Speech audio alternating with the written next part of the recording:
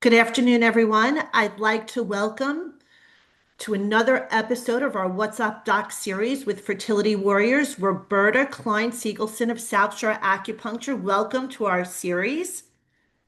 Thanks, Meredith, for having me. Please tell me a little bit about you and your practice so we could get to know how you help so many people that absolutely adore you. So I've been in practice for 23 years. I kind of knew early on, but not right away, that I wanted to be in the women's health field, but I wasn't quite sure because when you're in school, you don't really specialize. You kind of learn a little of everything. And then if you do want to specialize, you really need to take on extra courses and things like that. So I had a woman who came into me about a year or two into my practice and handed me a book that was it was a practitioner book for acupuncture and the treatment of IVF. And she says, I want you to help me get pregnant. And I was like, oh, okay, sure. And so, read the book and, started to try and do my own, you know, uh, looking at information and things, seeing what I could come up with.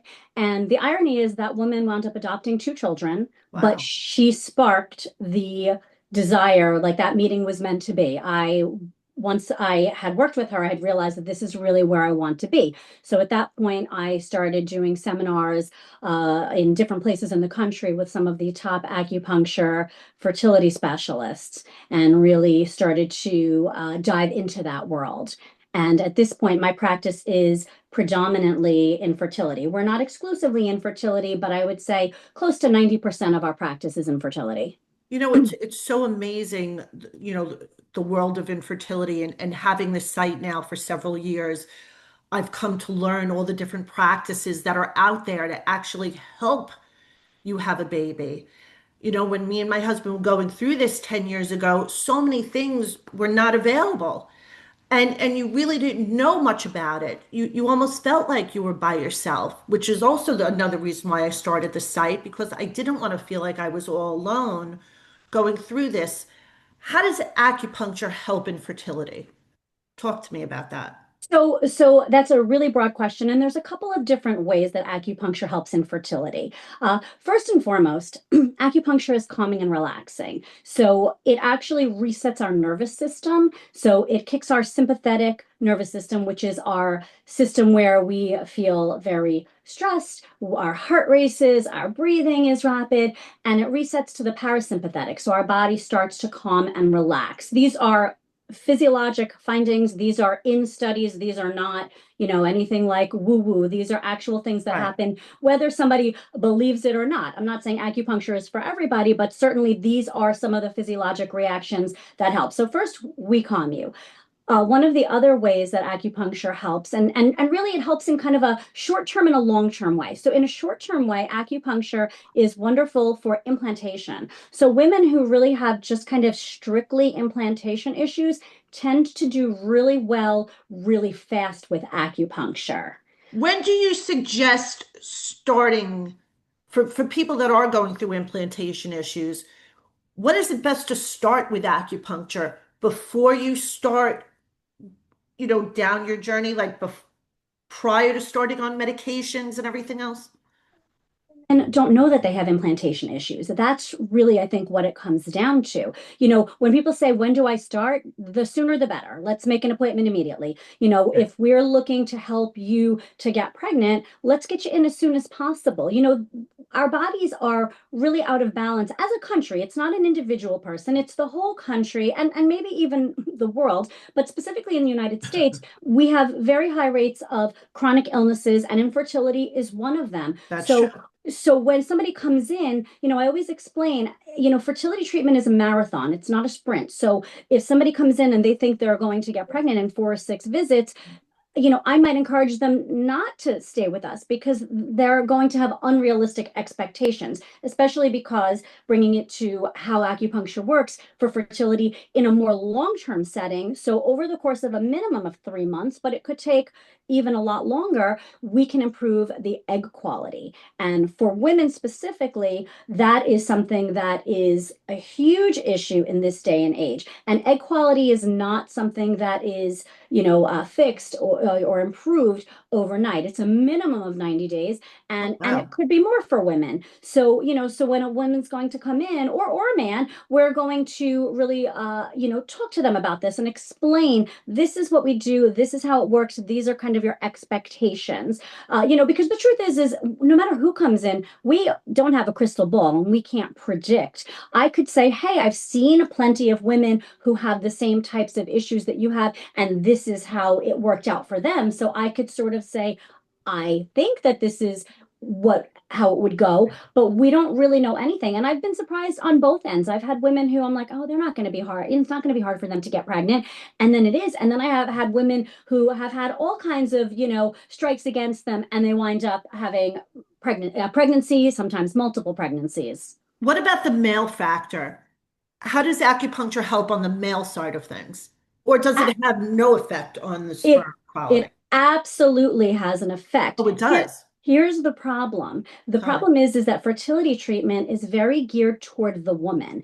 And in my opinion, that's a huge mistake in the infertility world. And Huge. I suspect over the next 5 to 10 years, we're going to see a lot of changes in that direction because for men, it's very simple. They say, oh, your semen analysis is Right. okay. Or if it's not okay, we'll just do IVF. And they say, well, the morphology is good. Okay, so a gross test where a man does a semen analysis, they do the large factors. Okay, great. That's like a woman going for a blood test and they go, everything's normal, and she goes, but I don't feel okay. Right. There's more under the surface. So we need to start looking at DNA sperm fragmentation. There are, just because it looks okay with a quick once over doesn't mean it is. And it's really important to note changes in sperm. For example, since the 1960s, the total sperm count for a man has gone down two-thirds. So from 60 million to 20 million. And now it's even a little bit less. And what they do is they just lower what the normal parameters are.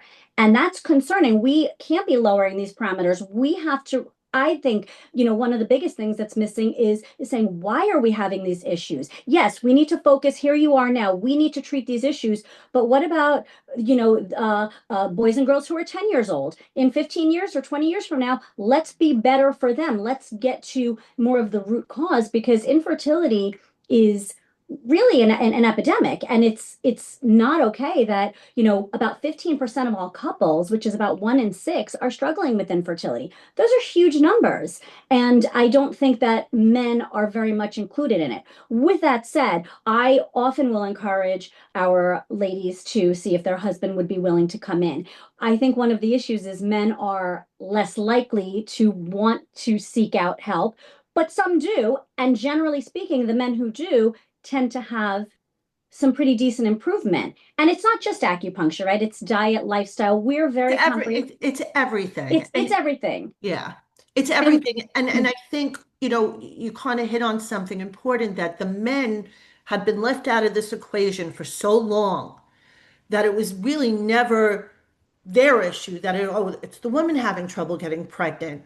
You know, it's her going to all these appointments. And that's also why, I kept Fertility Warriors open to everyone, not just women, that I made it a site for everyone because it's also a male factor.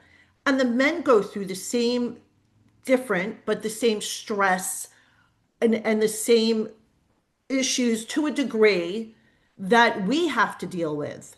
Um, that emotional component because they need to be supportive for their that's wife, right. right? That's Or right. their partner. Whereas, it's very sensitive for men, and it's really important that we're sort of mindful of it's very hard for a man, if especially if he is known to be the issue. It's sometimes they just really have a hard time dealing with it. And So I I can always understand that. I tell my ladies, I'm like, listen, I said, I don't need to discuss if your husband comes in to see me, and some of the men do. I don't need to discuss his sperm with him. If I have a semen analysis, that's all I need. I Right. will go over his general health issues. And if Right. he has, knee pain or shoulder pain, we'll work on that too. We don't need to talk, men don't want to talk about their sperm, and we don't need to No, talk ever. about it, but we can still help that. And one of the great and maybe a little unfair things is that men tend to respond faster than women. So men generate new sperm every about 70 days. Women, we're born with all of our eggs. So if we have damage to our eggs, it can take a lot to sort of reverse and correct that. Right. Whereas with men, they're generating new sperm all the time. So I find that men, it's kind of like if you and your husband go on a diet at the same time, which one is the one to lose weight first? It's Right. the same thing with fertility. Generally, after about 3 months, we start to see some improvements in those parameters. That's very interesting because I know when my husband was giving his analysis, I remember saying, "Oh, I went to the health food store and I happened, the guy at the health food counter said, Here, have your husband take these. I promise you this will help." And that was the last analysis done before I had my daughter. And I know something must have helped because we had so many failures prior to. Well, that's the thing. About half of all miscarriages are due to the sperm, and nobody's talking about that. Nobody. It's fertility medicine in this country is it's amazing, but it's also lacking things, and a lot of it is because we just don't know. But we're sort of going, okay, if you're not getting pregnant, we're gonna do this step, and then here's the next step, and here's the next step, Right. instead of like kind of diving a little bit deeper and saying, well, wait a second, but maybe we need to look a little bit more at him, because sometimes when a woman's not getting pregnant and you're coming in for treatment once a week or maybe even twice a week, do we need to say, well, could that be the reason? Could it be him and he's not here? And I do encourage my ladies to have their husbands, there are certain supplements that men can take. Right. It's hard for us to really recommend things when they're not technically our patient, but there are some sort of generic formulas that are very good. And I always say there's no such thing as sperm that's too good. No one, not never once did a doctor say Right. it's too good. They said it's great. So if it's good or if it's great, let's make it better. Let's do as much as we can. Let's pull out any potential issues that there can be, because when it comes to fertility, and many women and couples who have been through it, they know there's not just one issue. A lot of the time it could be multiple issues. Just because a female is diagnosed with something doesn't mean the male's not diagnosed That's with it, right. or doesn't mean the woman doesn't have two different things going on. So let's address really comprehensively and make sure that we dot all our i's, cross all our t's. And especially when someone's had failed transfers, if there's more than two failed transfers with a tested embryo, I want to stop. And we want to really, let's Break dive down. in and Right. see, is it an issue with the embryos that's not showing? Is it an issue that the body's rejecting it in some fashion? Let's not keep doing what we've done. Embryos are very precious. And as many, couples who have gone through it know, doing IVF and getting embryos does not always equal a pregnancy. In fact, it No, often doesn't. So let's make sure that we really dive deep into some of these things. And there are some clinics that really I do. had a donor with 14 eggs, two were good. God, and thank God. Thank And God. that was your daughter. That was my daughter. So believe me, that doesn't mean they're all tested, great embryo, everything was PGS, everything was tested. So you really don't know. You hit upon something that scare many people about acupuncture that I want to kind of hit straight on supplements. And sometimes some practitioners say, if you don't take A, B, C, and D, I can't help you, or this won't work. Talk to me about supplements and acupuncture. So I never say you must do. I will make recommendations. And what I tell anyone who walks into my door is, you're here for a reason. And chances are someone's referred you, right? Like, because like you said, people see our names on these pages, they see our reviews. At this stage of my practice, for many years, and along with my associate Nikki, we are very much word of mouth. So you're coming in for a reason, and acupuncture is wonderful, but it's not the whole picture. And we Right. really need to, my first love is really nutrition. That's my very first degree. So we're going to talk about So you the have a food. degree in nutrition. I do. Oh, I do. I have my bachelor's in nutrition, and that's great.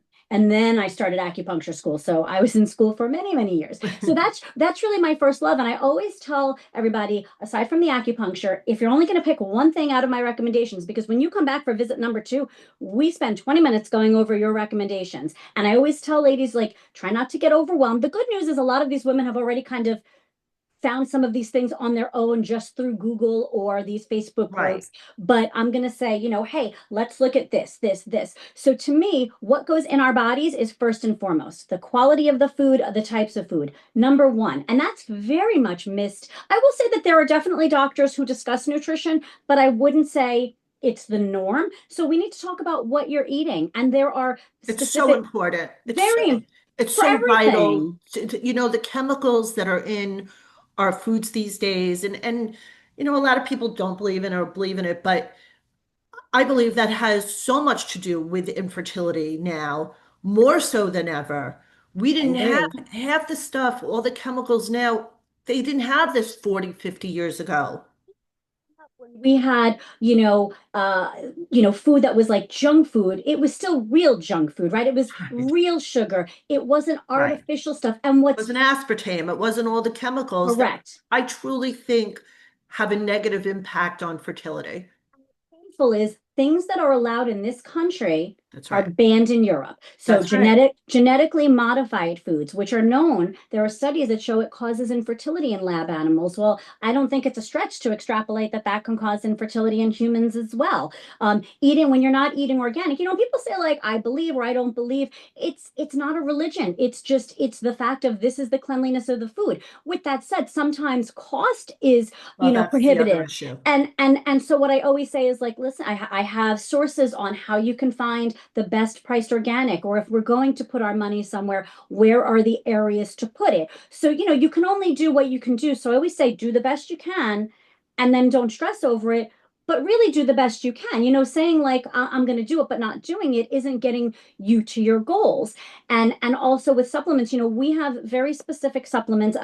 Like I said, I've been doing this a long time. So over the years, things change, and occasionally I might add another supplement or find something else after I do some more research. But there are very specific supplements that are great, and they'll be there's sort of like a general, like these are kind of good for everybody, and then more, okay, do you have PCOS, do you have poor egg quality or low ovarian reserve there? So we will tailor them to the individual, but those supplements are known to improve egg quality, improve Amazing. blood sugar Really amazing. sensitivity. These are things that are really, really important for overall boosting your odds. So I always tell them, if someone's going to do IVF or they've done IVF and had a failed IVF, let's work together for anywhere between 3 and 6 months. Obviously, age plays into it. So someone who's older might or has a very low ovarian reserve might not want to wait as long. Okay, let's do 3 months. Let's really do this targeted acupuncture. Let's make sure we have the right supplements. Let's look at the diet. Let's get the plastic out of our products. There are all these products that we use, and I always recommend that my patients use an Yep. app like Think Dirty or Yuka because there are so many terrible toxins in our day-to-day products. I have a More than you can imagine. And people laughed. You know that bar stools that people sit on, the leather or arts and crafts that you find at Michael's have a warning label. And some of the warning labels on arts and crafts material that I had bought for Ava said reproductive warning on it. And I thought to myself, I was like, this is insane. crazy, right? It was a leather bar stool at Yep. a furniture store, and the tag said warning for infertility because of the chemicals that they use in the leather. And I thought, this is crazy to me that all of these things can truly have a negative impact. One of the other things that we do with our patients is sometimes we include doing a little bit of detoxification before, hey, let's take a little bit of a break, or, in the 2 weeks before you ovulate, if you're trying naturally, let's try to detox you. Or if you've done an IVF cycle before you do a transfer, let's take a month off and let's, clean up your body. Let's make it, because there's so many factors, right? We want a good embryo, but we also want a great environment in there. So when we have a good embryo, we want to make sure that our blood flow is good, that our uterus is good. We want to make sure all of these factors, we want to minimize as much as we can that are roadblocks, because there's a lot and nobody else is really like, a lot of women aren't getting this information unless they make the choice to dive deep and say, okay, what additional things can I do for my fertility? Women come in and they're like, I never knew that. I never heard of that. I didn't, never realized that these are things that I can do. And, like the personal care products that we use, that the standard ones in this country, if you look them up, there are studies that show that it causes damage to sperm, damage to eggs, embryo development issues. That's no I joke. think people just don't. I think it's the same people that say, oh, it's okay if I smoke some marijuana, it helps calm me down. Or the same people that say, oh, my friend had a cocktail, my doctor said it's okay to have a cocktail. I think it's just No, I think people have to truly believe. they have to look, they have to seek Right. it out because a lot of people really don't know. And, we're sort of trusting our government agencies to say, okay, this is okay. But our government agencies and the government agencies in Europe say very different things. So, anyone who leaves my office probably walks out distrusting the government agencies because, what they told us about food wasn't really correct. What they tell us about these products, these are things that should be banned. Why even with children, there are these artificial dyes are known to cause ADHD. Why is this allowed into our food supply? It should be removed.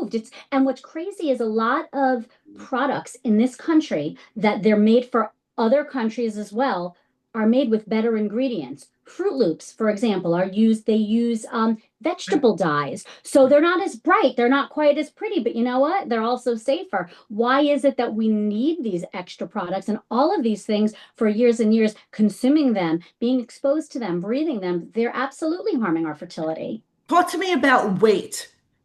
And it's a very sensitive topic. And I know we're Yes. kind of delving in a little bit more nutrition, and we'll Yeah. circle back to the acupuncture in a minute.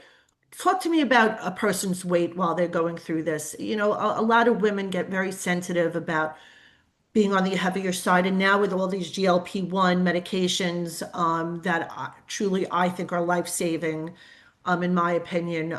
I know I've benefited from it. I've lost 70 pounds and I feel like I've lost, I've gained 10 years back of my life in terms of how I feel and the more energy I'm going through this. But when you're going through infertility, people are so sensitive and talk to me about that.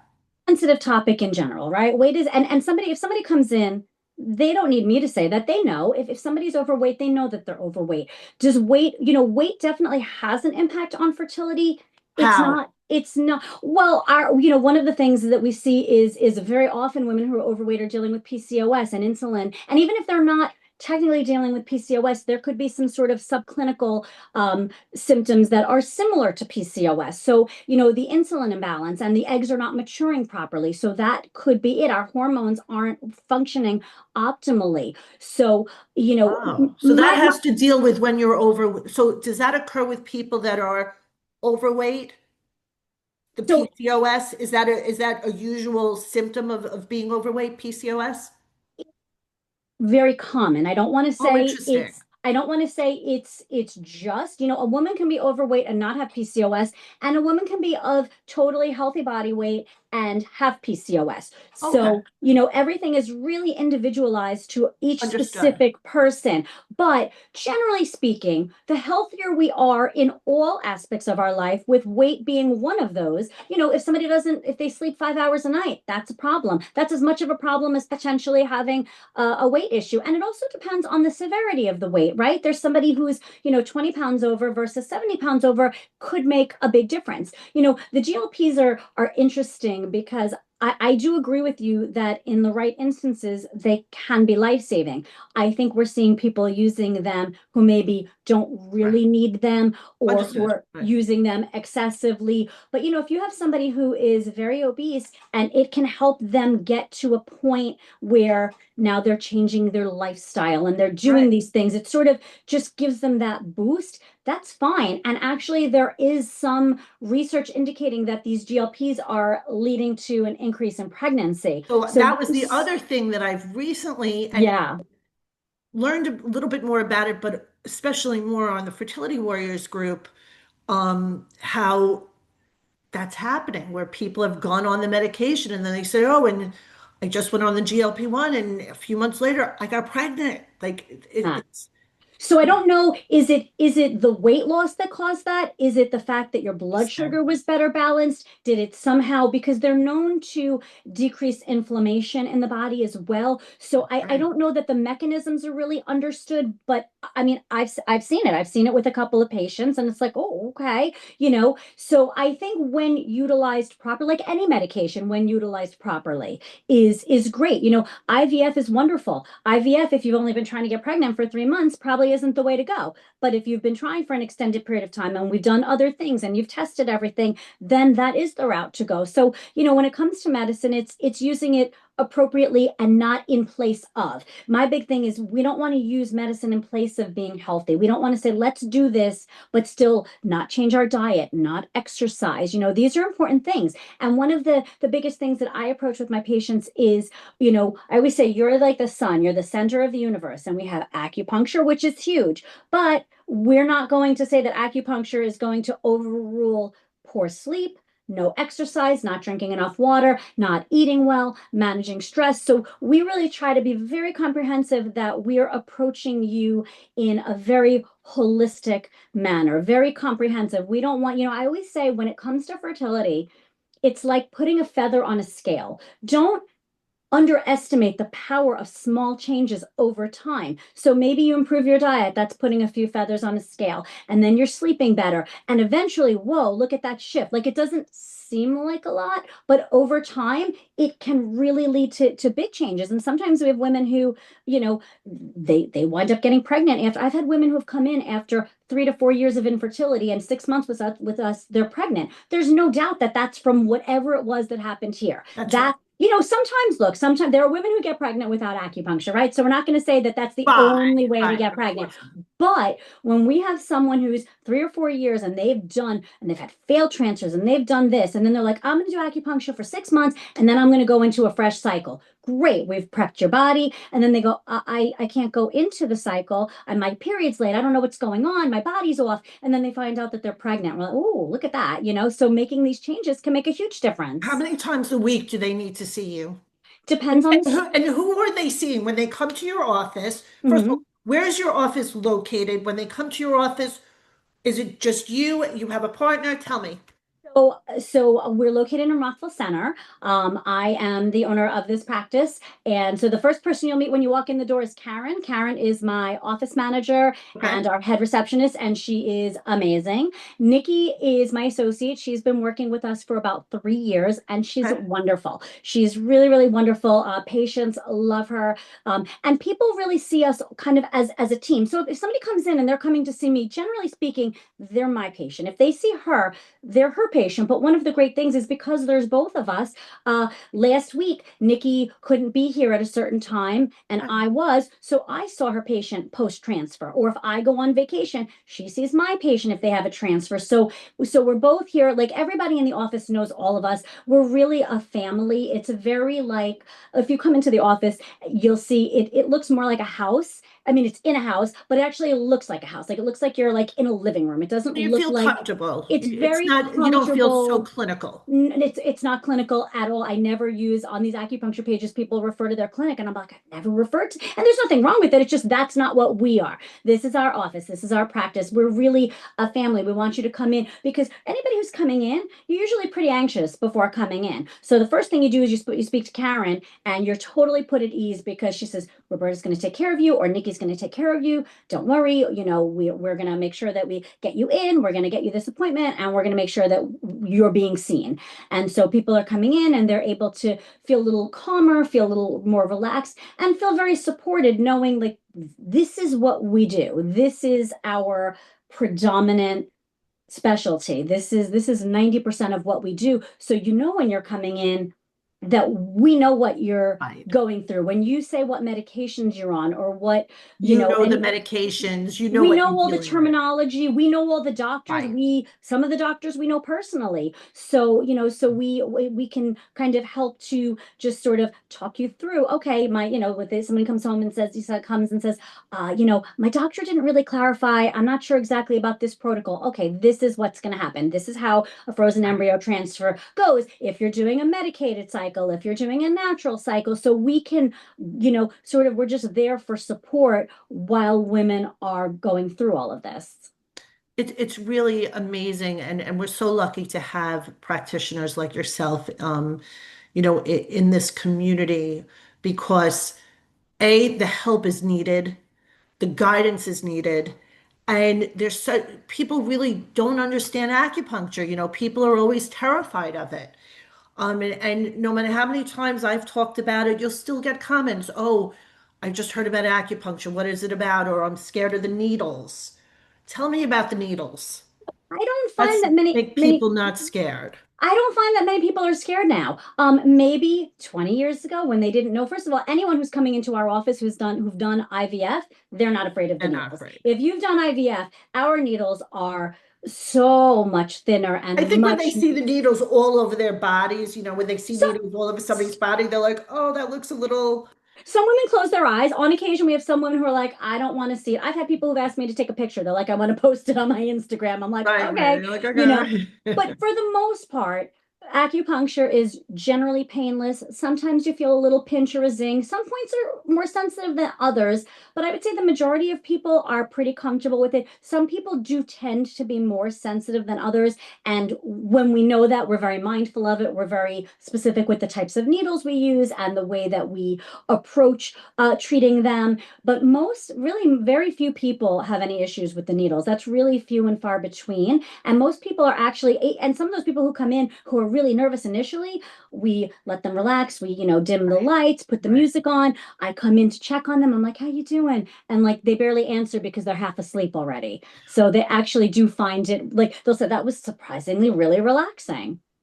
Last thing I want to touch upon, how does this get paid for? Do you guys have insurance? Does it get covered by insurance? Is it all out of pocket? Talk to me about that because I know monetarily it's a big production going through IVF. So there are, in this part of the country, we're very lucky. There are actually a lot of insurances that do cover acupuncture. Oh, really? With that, yeah. So Oh, anyone wow. who has NISHIP, which is the government insurance, so anybody who is a teacher or a cop that has NISHIP, there's coverage.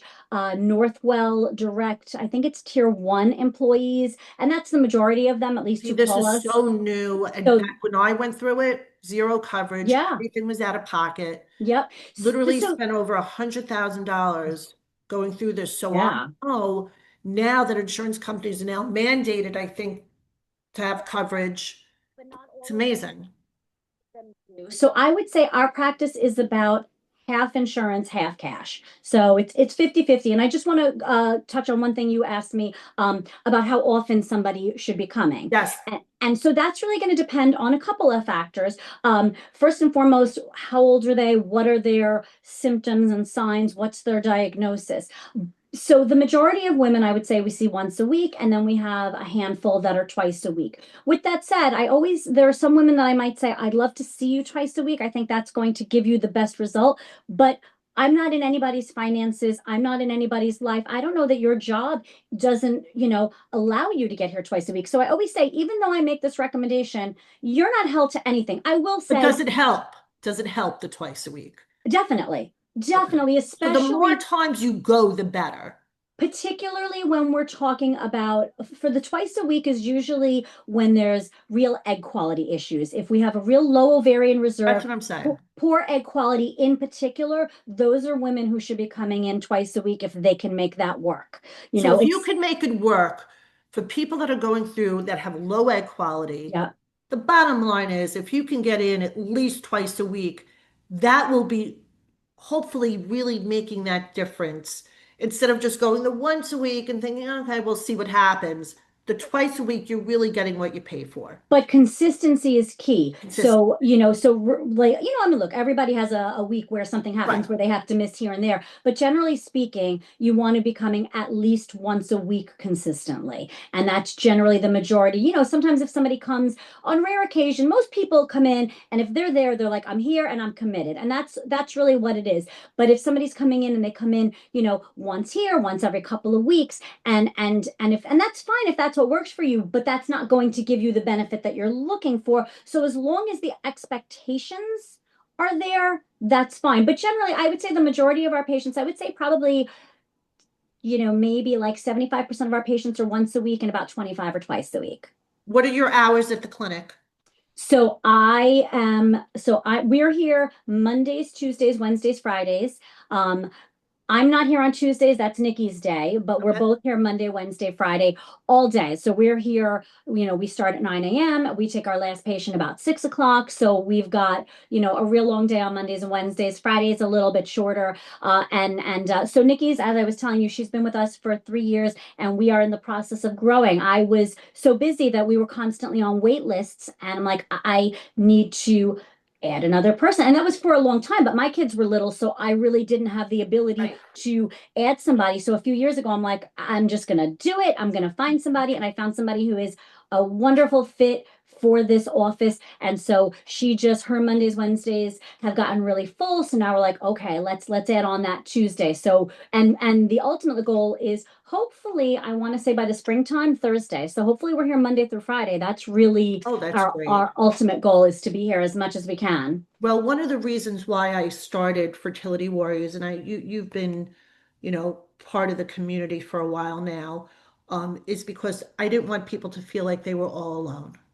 And I wanted to also have providers that were there to truly help people and not hurt people. And that's why I'm so thrilled that we were able to speak today and for everybody to come to get to know who you are and your practice.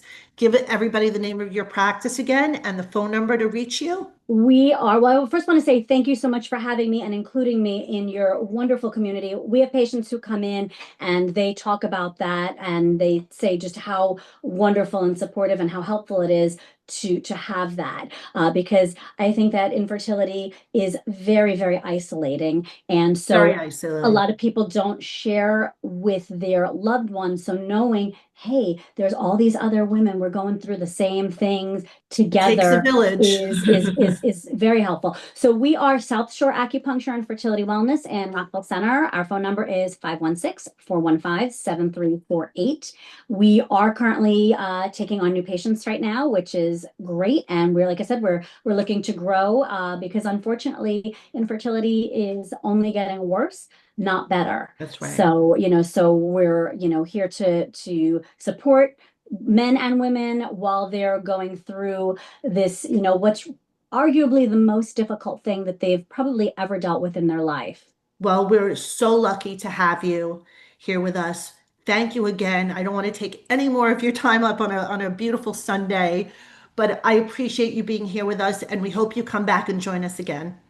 Thank you so much.